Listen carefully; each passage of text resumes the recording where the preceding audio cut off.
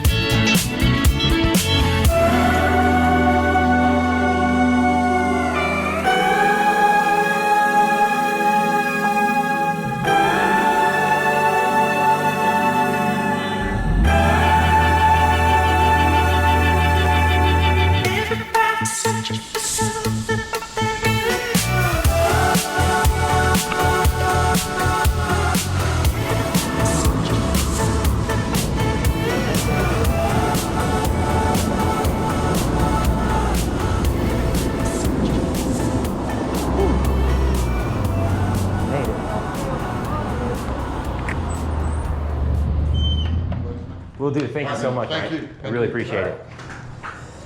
Keys should be in it. They're in it? Yep. Back out here? Yep, back All out right, here. cool. Thanks, man. All right. Subaru! So we got the Subaru back. It's running good. Thank you to the guys at the Grease Pig for getting this fixed up.